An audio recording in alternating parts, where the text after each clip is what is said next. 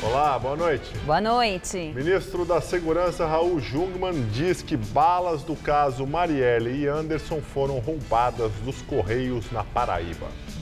Vídeo mostra a vereadora entrando no carro e um veículo indo atrás, minutos antes do crime.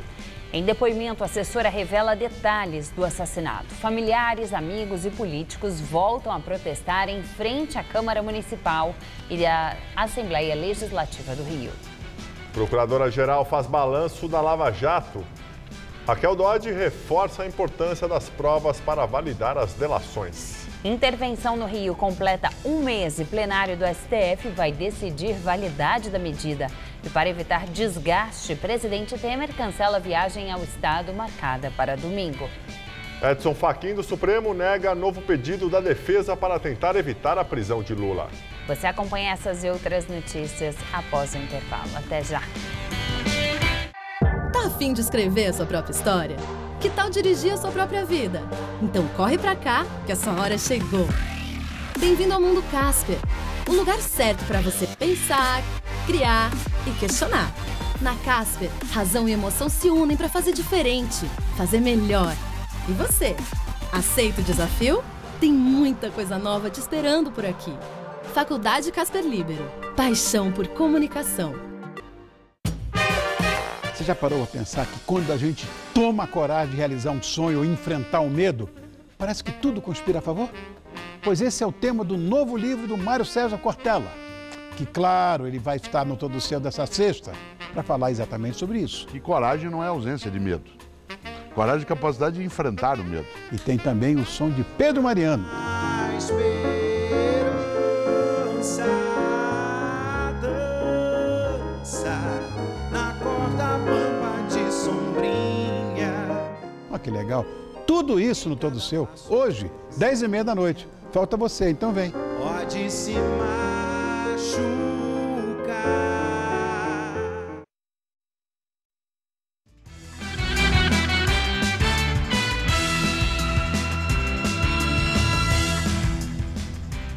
Em depoimento, a assessora que estava com a vereadora Marielle no carro conta que ninguém percebeu que eles estavam sendo seguidos. Segundo ela, outra funcionária do gabinete foi abordada em tom ameaçador quando estava em um ponto de ônibus dias antes do crime. Segundo a reportagem, cerca de 10 dias antes dos assassinatos, a assessora contou que outra funcionária da vereadora foi abordada em tom ameaçador e questionada se ela trabalhava com a Marielle. Ela diz que essa mulher que trabalha na parte administrativa estranhou o tom e o fato de terem ligado o nome dela ao da vereadora.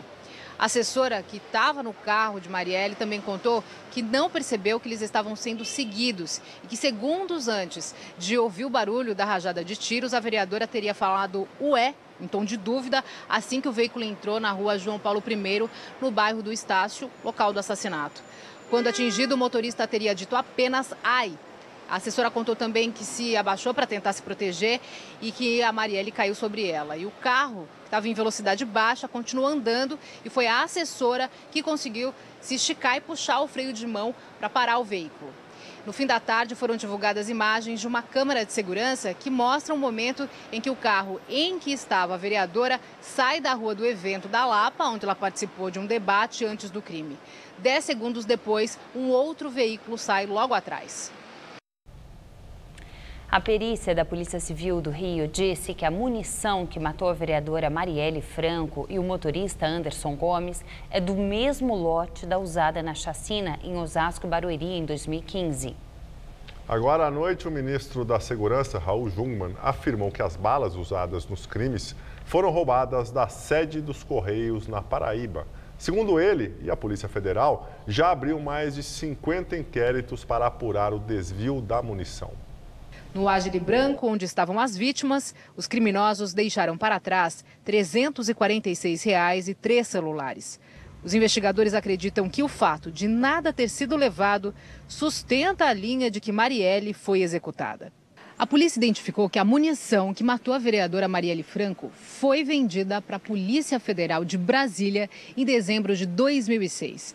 Segundo a perícia, o lote usado no crime é original. Isso significa que ele não foi recarregado. A Polícia Federal já instaurou inquérito para rastrear o que aconteceu com essa munição e descobrir se ela foi desviada ou se as cápsulas tinham sido descartadas. A perícia da Divisão de Homicídios apurou que o lote de munição UZZ-18 com 10 mil balas foi vendido pela CBC, Companhia Brasileira de Cartuchos. Balas desse mesmo lote foram utilizadas na chacina de Osasco e Barueri em 2015. A investigação daquele caso não conseguiu identificar ou rastrear se as munições do lote UZZ-18 foram roubadas. Em nota, o PSOL afirmou que a suspeita de crime político não deve ser descartada. O professor da UFRJ, o cientista político Maurício Santoro, afirma que a morte da vereadora transcendeu a questão partidária e tirou da apatia que a população do Rio de Janeiro vinha mostrando. E o que nós vimos ontem foi a capacidade do Rio de Janeiro inteiro ir para a rua e também com grandes manifestações em outras cidades brasileiras e até no exterior. Com certeza, as pessoas que assassinaram Marielle não tinham noção dessa dimensão política simbólica que ela tinha. Em agosto de 2015, a chacina em Barueri e Osasco deixou 17 mortos e 7 feridos.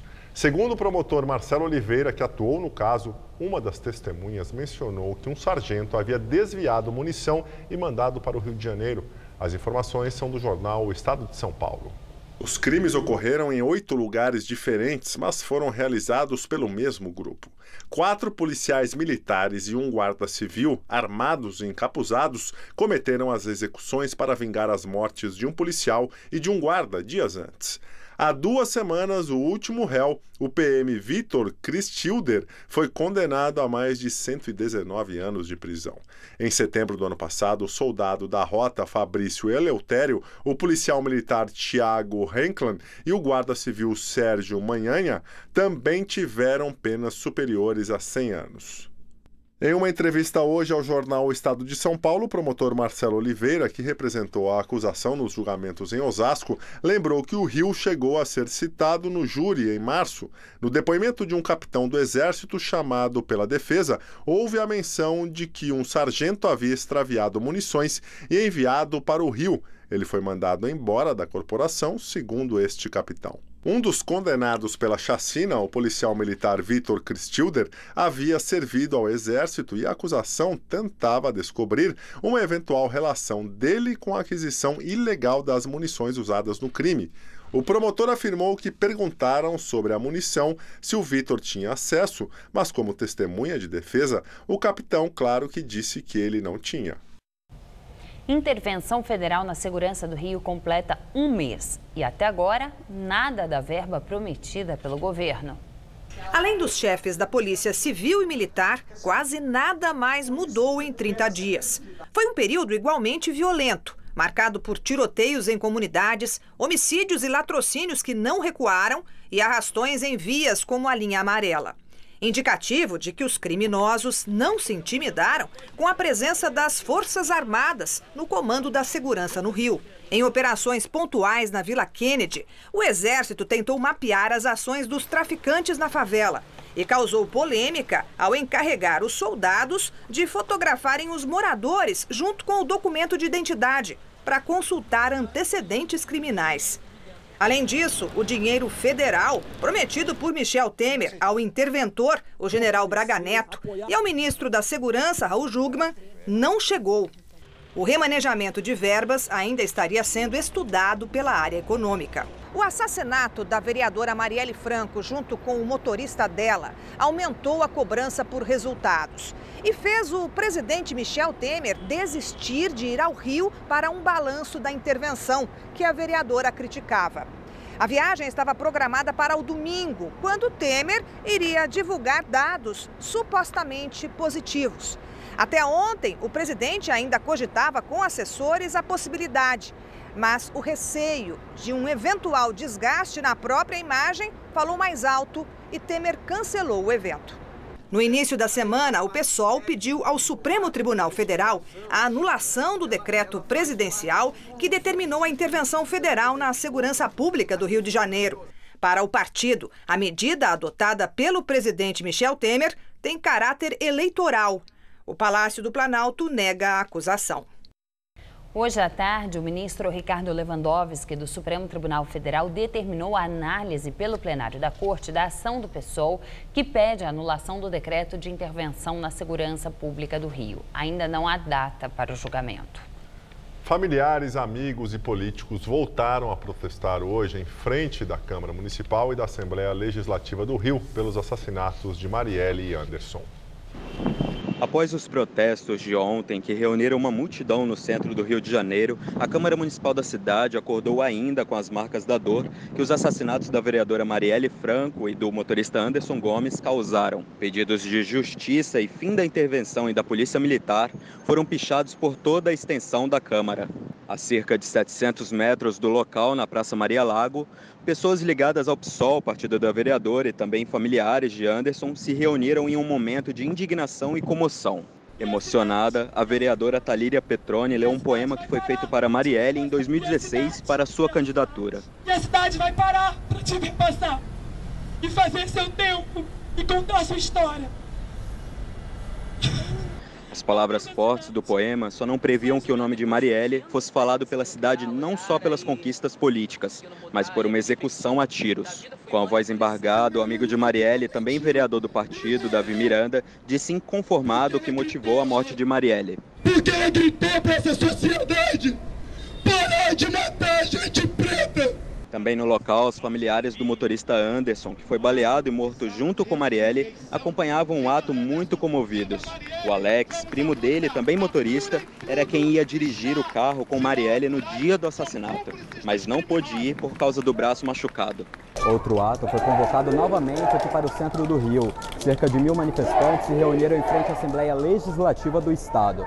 Depois seguiram para a Cinelândia e encerraram a manifestação em frente à Câmara Municipal por volta das 8 da noite. Durante o trajeto, alguns manifestantes picharam diversos locais, como a Igreja da Candelária e pontos de ônibus. Somente em frente à Assembleia, policiais militares acompanharam o ato, que foi encerrado de forma pacífica.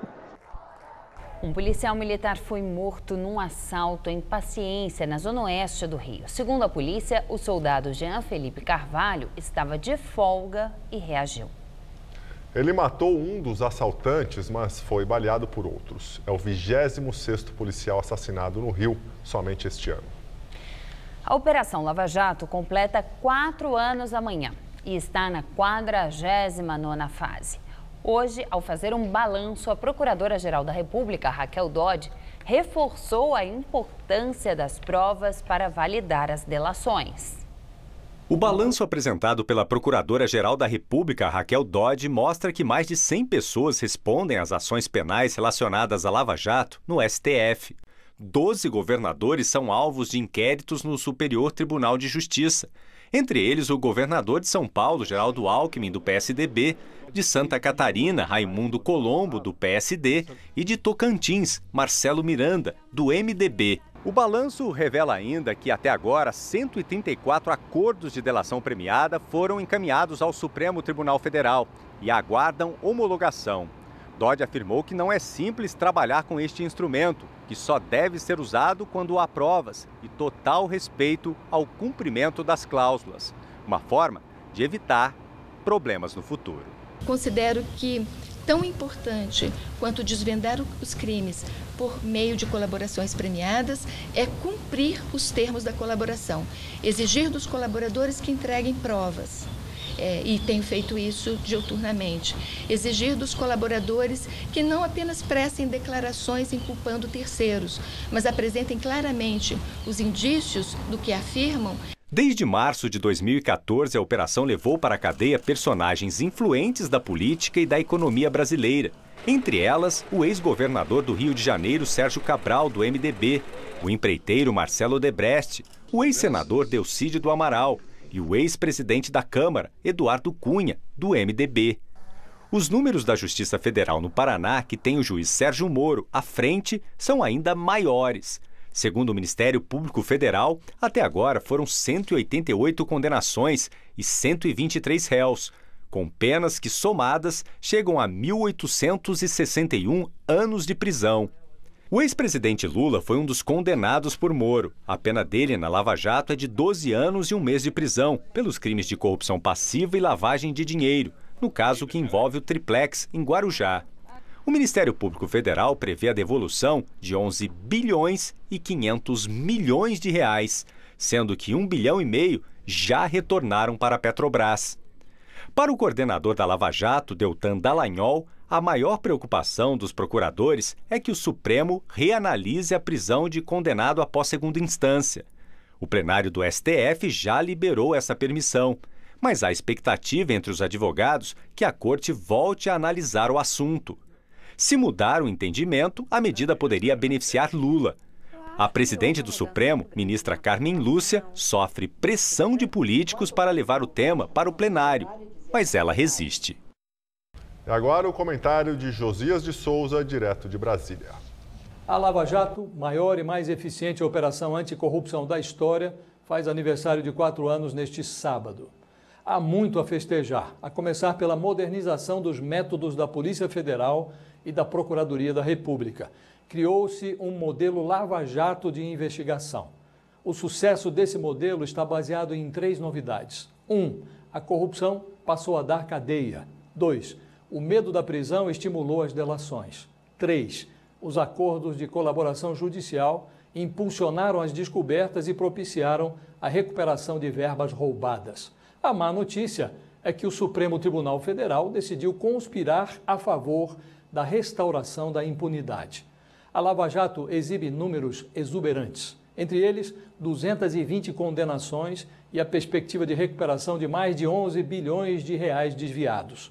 Mas a Suprema Corte, além de não ter condenado nenhum político com mandato, ameaça rever a regra que permitiu o encarceramento de condenados na segunda instância do Judiciário. Se isso acontecer, a relevância turística do Supremo vai superar sua serventia jurídica. Há na frente do prédio do STF em Brasília uma imponente estátua da Justiça. Qualquer pessoa, mesmo os piores corruptos, poderão posar do lado dela, como posariam do lado do Vesúvio, um vulcão adormecido. O perigo de o Supremo entrar em erupção é apenas presumido. Em 4 anos de Lava Jato, o Supremo revelou-se o local mais seguro do país para os acusados de corrupção. Boa noite. O Congresso peruano vai votar na semana que vem a abertura do processo de impeachment do presidente Pedro Pablo Kuczynski. O processo alega a incapacidade moral de Kuczynski, porque ele teria mentido sobre a origem de pagamentos de $782 mil feitos pela Odebrecht entre 2004 e 2006. O presidente peruano alega que foi pago pela consultoria que prestou à construtora quando era ministro da Economia entre 2004 e 2006. A empreiteira brasileira revelou em acordo de leniência que fez pagamentos ilegais para Kuczynski em outras ocasiões para conseguir vantagens em obras públicas. Correndo o risco de ser preso após a condenação em segunda instância, no caso do triplex em Guarujá, o ex-presidente Lula lançou hoje, aqui em São Paulo, um livro no qual se defende das acusações e rebate os argumentos do Ministério Público contra ele. O livro é esse aqui. A verdade vencerá, o povo sabe por que me condenam. A edição que traz Lula como autor é resultado de uma entrevista feita em 3 momentos no mês passado, exclusivamente para o livro, pelos organizadores. A obra tem sido vista como mais um elemento da estratégia de defesa do petista. Lula recebeu os convidados aqui no auditório do Sindicato dos Químicos, no centro da cidade. No livro, que traz fotos da época em que era sindicalista e depois durante a presidência da República, Lula afirma que está pronto para ser preso, que não vai fugir, não vai sair do Brasil e nem se esconder em embaixada e que pretende brigar nos tribunais superiores para se defender das acusações da Lava Jato. Bem, em janeiro, o TRF de Porto Alegre confirmou em segunda instância a condenação de Lula no caso do triplex em Guarujá. E, possivelmente, neste mês, deve decidir sobre o recurso impetrado pelos advogados. Depois disso, como não há possibilidade de mudança no veredicto, o entendimento atual no STF é que a pena comece a ser cumprida. No caso de Lula, 12 anos e 1 mês de cadeia. E o ministro Edson Fachin do Supremo negou agora à noite o novo pedido da defesa para tentar evitar a prisão de Lula. Os advogados pediam que o petista só poderia ir para a cadeia após análise de todos os recursos cabíveis. No despacho, o relator da Lava Jato disse que não cabe a ele levar esse habeas corpus para julgamento pelo plenário da Corte. Segundo o ministro, a pauta é uma incumbência da presidência do STF. A campanha de vacinação contra a febre amarela, que terminaria hoje, foi prorrogada mais uma vez. Agora, até o dia 30 de maio. E a pessoa pode ir a qualquer posto de saúde da capital. De 2017 até agora, em todo o estado de São Paulo, 125 pessoas morreram por causa da doença. Adilson tinha 48 anos, era casado e pai de 2 filhas. Ele morreu no dia 5 de janeiro. Foi uma das primeiras vítimas da febre amarela em São Paulo este ano. O irmão Irineu conta que antes do diagnóstico, os médicos desconfiaram de gripe e de intoxicação alimentar. Foi muito rápido. Ele apresentava esse quadro febril, como se fosse gripe, depois esse desconforto estomacal. E aí você vem com um diagnóstico de febre amarela. Então, em 10 dias, praticamente, meu irmão começou os sintomas e ele faleceu. Alguns casos já tinham sido relatados, mas Adilson não tinha tomado a vacina. A comunicação dessa gravidade, da letalidade da febre amarela, isso fez falta, isso faz falta. Porque ele mesmo e eu, mesmo trabalhando em campanha pela febre amarela de vacinação, eu não estava vacinado, eu me vacinei no dia 6, depois do caso dele. E quando eu tive tempo, ainda fiquei 2, 3 dias acompanhando ele no hospital, no dia 6 é que eu tive me vacinando. Então nós, e eu acredito que a maior parte da população, ela não consegue ainda perceber a gravidade dessa doença. Hoje seria o último dia da campanha de vacinação na capital, mas o prazo foi prorrogado para 30 de maio. É a segunda vez que o município adia o fim da campanha devido à baixa adesão. Desde setembro do ano passado, menos de 6 milhões de pessoas foram imunizadas na capital, o que representa metade da meta, que é imunizar 95% da população. A nova etapa da vacinação, que começa segunda-feira, vai ter 2 mudanças. A primeira é que agora todas as UBSs da capital vão oferecer as doses e não apenas algumas, como acontecia anteriormente. Serão 96 distritos da cidade contemplados. Outra diferença é que não vai ter mais distribuição de senhas. O governo garante que vai ter vacina para todo mundo e o atendimento vai ser feito por ordem de chegada. Na UBS da Vila Guilherme, na zona norte da cidade, a procura pela vacina foi muito baixa nesta sexta-feira. Na do Carandiru, também na zona norte, a mesma situação. A Alexandra só veio porque achou que era o último dia, mas ficou sabendo da prorrogação e preferiu voltar outra hora. Tinha muita fila e depois acabou a gente mesmo se distraindo e não tomando a vacina. Sim. Mas a gente pretende tomar já essa semana que vai iniciar. E a Secretaria Estadual da Saúde de São Paulo informou que fora da capital, em conjunto com 53 municípios que são áreas de risco de contágio da doença, vai fazer um monitoramento de quem ainda não se vacinou e criar estratégias para atingir este público. A meta é vacinar 9 milhões e 200 mil pessoas. Por enquanto, foram aplicadas 7 milhões e 200 mil doses em todo o estado. O vereador João Jorge, líder do PSDB na Câmara Municipal de São Paulo, enviou um pedido ao presidente da Casa, Milton Leite, do DEM, para que o projeto que muda a Previdência Municipal não seja pautado nas sessões extraordinárias marcadas para a semana que vem. Na quarta-feira e ontem, houve protestos de professores e outros servidores municipais contra a reforma. A previsão era de um dia de chuva, mas o sol surpreendeu o paulistano e brilhou forte hoje. As pancadas ocorreram apenas em pontos isolados. Então vamos ver com Mariana Armentano como fica este último final de semana de verão.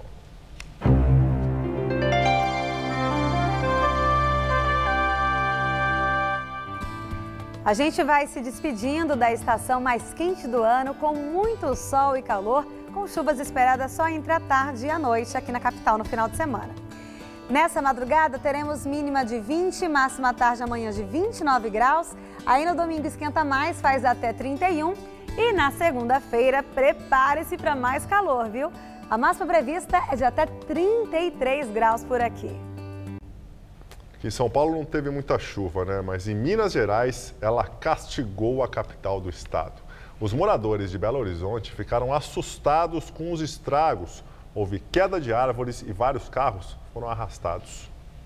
As imagens postadas na internet mostram a força da chuva que chegou a arrastar carros pelas ruas. Essa daí é a Avenida Francisco Sá, na região oeste da cidade. Foi um temporal acompanhado de granizo.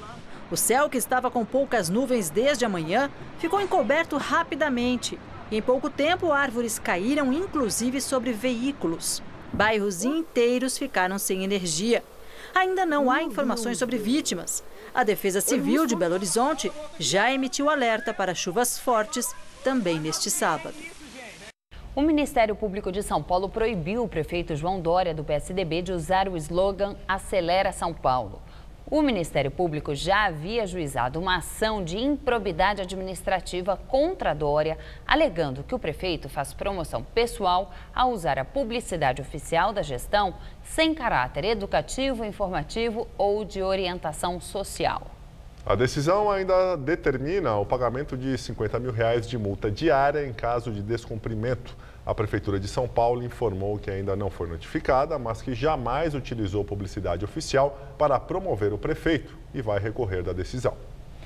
A FIFA aprovou o uso do árbitro de vídeo na Copa do Mundo da Rússia, que começa em junho. Os árbitros poderão recorrer à tecnologia para revisar erros claros e óbvios e incidentes sérios que passaram despercebidos envolvendo gols, pênaltis, cartões vermelhos e confusão da identidade dos jogadores. O árbitro de vídeo foi usado na Copa das Confederações de 2017, no Mundial de Clubes e nos campeonatos alemão e italiano. A FIFA trabalha agora para encontrar um patrocinador para as revisões de vídeo na Copa do Mundo. Na Rússia, barras de ouro e prata começaram a cair do céu após um pequeno avião cargueiro perder a porta durante a decolagem em uma cidade da Sibéria. O avião carregava 9 toneladas de ouro, prata, platina e diamante. Pelo menos um terço da carga foi despejada na pista e nos arredores do aeroporto. Investigadores estimam que a falha na porta tenha espalhado quase 200 barras extraídas de uma mina de ouro. A polícia cercou a área coberta de neve. A empresa responsável pela mina informou que conseguiu recuperar todo o material avaliado em mais de R$1 bilhão. Ninguém ficou ferido. Um tiroteio agora à noite no Complexo do Alemão, na zona norte do Rio, deixou 2 pessoas mortas.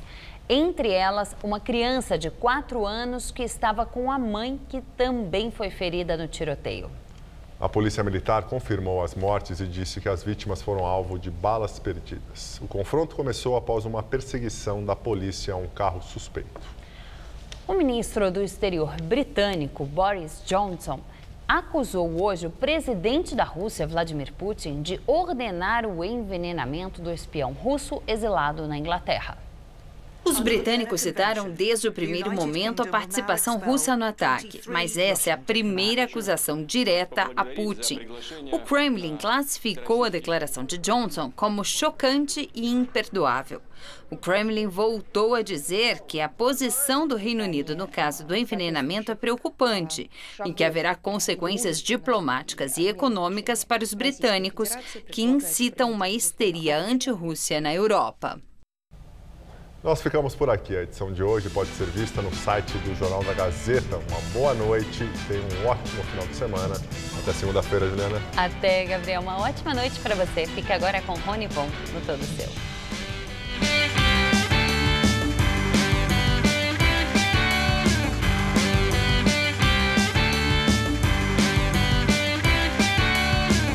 Neste domingo, 3 da tarde, não perca as emoções da Liga de Basquete Feminino 2018.